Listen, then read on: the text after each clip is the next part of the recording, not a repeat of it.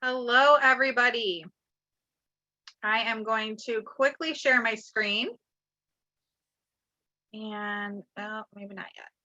Give me 1 second. I need to move this over. So I will not be able to see your comments, but I have Beth here that's co-hosting with me. So Beth is going to be doing some comments. And I'm going to share a welcome screen. So I would love to know if you guys are seeing that welcome screen.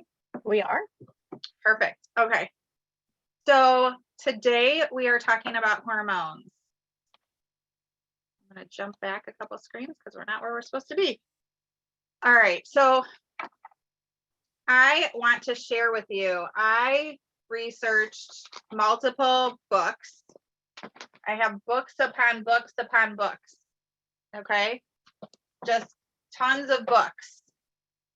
And I'm going to be referring to some of these books, and I'll have to grab some of these books because as you can see, I'm wearing some surgical scrubs. I am a nurse, but I'm not a doctor. So I am not here to give diagnosis, treatment, but I am here to share with you things that I've learned with working with multiple clients and a ton of things that I've learned through the research that I've done over the last couple of weeks. So super excited about that. So when we're talking, oh, my screen, sorry. So when we're talking about hormones, women between the ages of 35 to 45 become increasingly susceptible to estrogen dominance. We're going to talk about all these different hormones so that I can kind of break it down for you. So what happens is, due to the increased frequency of your ovulation cycle, meaning you're pushing out more eggs as you get older, which is why there's a higher risk of people getting twins or multiple pregnancies as you move on with your cycles or your age. That's what that means. But you dramatically reduce your level of progesterone. So progesterone is the leading cause, or it can lead to, I should say, osteoporosis, which is where your bones are getting soft, which elderly people are getting fractures. Mood swings, we get super emotional, regardless of whether that's during your cycle, your cycle, before your premenopausal, postmenopausal, whatever that looks like for you. Mood swings range for all of those different aspects. High levels of depression, weight gain, increased risk of breast cancer, endometrial, cervical, and uterine cancer. Then you have your premenopausal or perimenopausal women that are going to suffer from the estrogen deficiencies, and that increases your risk of having heart disease. So, okay, so I just spit out all these hormones, but what does that mean? So I'm going to break down all these different hormones for you. So we're going to touch base on progesterone, testosterone, estradiol, DHEA, and progesterone, and what those different hormone levels mean, or different things mean. So first off, I am a registered nurse. And one of the things that I've been working with is a lot of different people, and people come to me all the time and they're like, oh, I can't sleep. Gosh, my hair is thinning. Now I'm a diabetic. Now I'm like sweating all night long. So these are all things that I'm thinking many of you can relate to, because this was something that drew you to this class. And we're going to talk about how those different things that you're seeing on the screen, loss of libido, headaches, different cycles, all of those things actually relate to your hormone levels. So let's start off with progesterone. It's a naturally occurring hormone that's produced mainly in your ovaries. And your progesterone levels are what cause your menstrual cycle and also cause you menopausal symptoms. So you often think progesterone as a super important hormone while you're pregnant. So doing my labor and delivery cycle rotation as a nurse and working with the pregnancy program that we work with right now, progesterone is huge for maintaining a pregnancy. But there's a lot of benefits of making sure that your progesterone level is within a normal range when you get to that menopausal state. We're going to focus a lot on menopausal state just because everyone is going to hit that at some point. So you need to have a good progesterone level in order to keep your breast density, to keep your bones healthy, to help you sleep and relax at night, to be emotionally stable, to allow your hair to grow, to not get major pressure in your head. It also balances that estradiol. So you can see there's all of these things that actually are affecting your progesterone level. So if you're going into a menopausal situation or a later in life hormone adjustment, when I'm gonna skip that for a minute. I'll go back in just a second, but I've got a really good comment that I want to bring up to you. So let me talk about another hormone first. So estradiol keeps coming up. And so estradiol is a hormone that makes you a woman. Did you get that? It makes you a woman. It maintains your sexual characteristics, and it is produced in your ovaries. It is what we call a steroid hormone, also known as an estrogen. So your estrogen is really important. And the reason I wrote estradiol is because when you're looking at the different books and research articles, you might see estradiol versus estrogen. But when you're looking at how healthy are your eyes, how regulated is your blood sugar, is your cholesterol level going up? Are you having problems with your bones or with your weight? You're going to be looking at some forms of that estrogen. This hormone class all came about. I had a couple of people talking to me and asking me questions, but my focus was testosterone. And we always think of testosterone as being a male type of hormone. But let me tell you, ladies, it plays a huge role in your hormones. When you're going to the gym and you're trying to maintain muscle mass, you're working out, which is what I was doing. And this is where this whole thing came into play for me, is I was having a really hard time building my muscle mass. I kept going to the gym, and you see the guys go to the gym and they're there for a month and they're like, cool. And you're like, what the heck is happening? It's not that they're doing more weights or heavier weights. It's that their testosterone levels are better than ours are. It also helps when you have that vaginal dryness as you're progressing in that hormone levels, your vaginal area can get really dry. You tend to have more women as they get older have really soft bones, and they are falling and they're getting fractures in their hips. It may not be necessarily just related to their calcium levels. Your energy level and your drive for libido, sex drive, all of that goes into play with testosterone. So our next one is DHEA, which I cannot pronounce this big old word, but that's what it stands for. It's actually a hormone that's produced in your brain, particularly in your adrenal cortex and ovaries. So it's that adrenals, people talk about, I've got adrenal fatigue. And you can get adrenal fatigue when your body is not regulating your hormones correctly with your DHEA, because it's the precursor that helps your body do testosterone, estrogen, and progesterone. So it's excreted in your adrenals for women, which is above your kidneys, and in the testes for men. So both women and men have DHEA importance.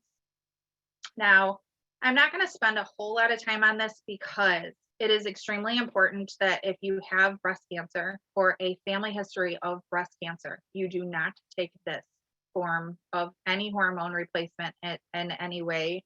I've read multiple research.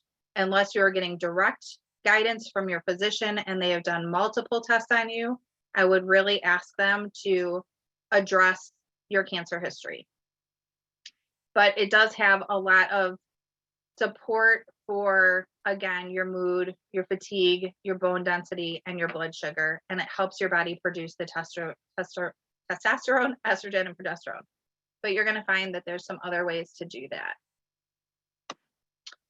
Progesterone is really similar to DHEA. We've got a progesterone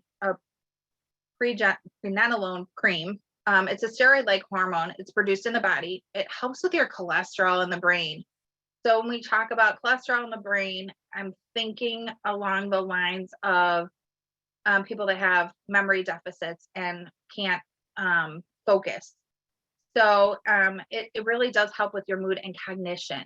So cognition is that clarity of your brain, that ability to think and concentrate. It also allows people to have a really good deep sleep. It helps support the metabolism, and it aids in weight loss.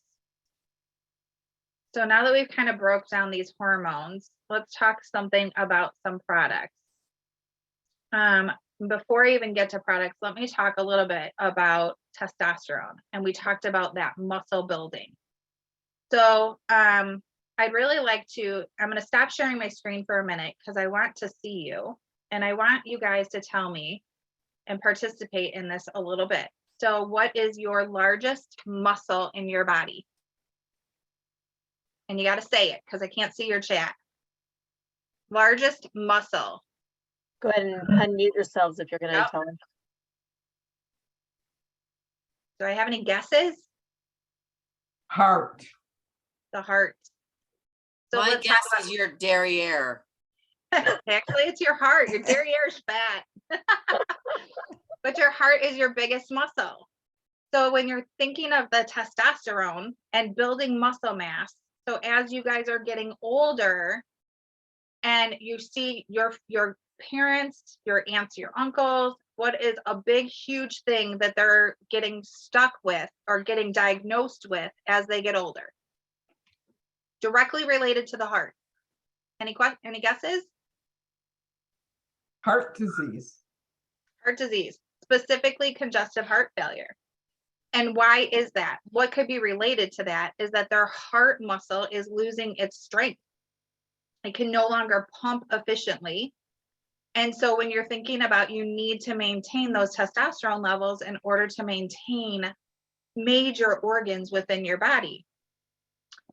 Your progesterone, which we talked about, is really playing a huge key factor in your mood and your ability to sleep. If you can't sleep well, you're going to have a really hard time concentrating. And so, and you're going to be moody just because you didn't sleep. So like it's a multitude of different things, but it also goes into playing a key role in your ability to lose weight. So all of my patients, I'd say 90% of them are on thyroid medication. But my bigger question is, at what point did your doctor check your progesterone, your testosterone, and your estrogen levels? And have you done your own research to determine what those levels should actually be? And the reason I say that is because if I look at vitamin D, which is not a hormone, well, actually it is a hormone. It's not actually a vitamin, it's a hormone, but that's a whole nother topic. But vitamin D is something that just recently, since 2020, has anybody taken any notification of, and the importance of why your vitamin D level should be normal. So when I say normal, if I'm looking at a lab value for a patient, the normal range is 30 to 50. They want your vitamin D level on a lab test to be between 30 and 50. If you talk to any physician that knows anything about functional medicine, natural hormones in relation to that, they want it to be 50 to 80. And you're not toxic until you're close to 100. So that plays a key role, knowing the information that we know about vitamin D and how it helps support your bones. So we talked a little bit about all those different hormones, and what is the next thing that's related to bones that most of our elderly population is struggling with? Osteoporosis. 100%. So why are you losing the bone density? And then you look at your doctor and they're going, hey, you should be on calcium. Is it really calcium? Or did they actually check your hormone levels and treat your hormone levels and monitor your osteoporosis to make sure that it is maintaining where you're at? Not saying calcium is not super important. Calcium is super important to help rebuild that. But what you need to know is, how can I get to the cause of the situation that's happening, instead of just going into these symptoms that are happening and pushing symptom management instead of what is the actual cause of what's going on. Questions, please put them in the chat. I will get to them. So I'm going to share my screen again. Maybe. I apologize. I'm not super great with that aspect. Okay, so we're going to talk about products. Now, this is only like a few products. Progesterone, the biggest things that popped up in all of my books is Progressins Plus. It is a oil. You're going to drop it on, they say, your forearm, 2 to 8 drops. So 8 drops would be a recommended dose at nighttime. Now, if you're still struggling with issues, cortisone is another one that's really great for your progesterone. Estradiol, or estrogen, really, again, plays that key role in helping you sleep and stuff. So Clary Sage, and I think people really underestimate Clary Sage and not use enough of Clary Sage. So Clary Sage, I apply 2 to 5 drops on my lower abdomen. And if you've heard me talk at any point before, I used to put it in my underwear, but I love it so much, I'm putting it on my body at this point. But if you listen to me at any other point, that's what I used to do because I had heard about it. Other ways to help with that estrogen and estradiol is lavender. You hear lots of stories about young boys having breast-like problems with estrogen, with lavender. It's not necessarily the case, but it helps with your estrogen levels.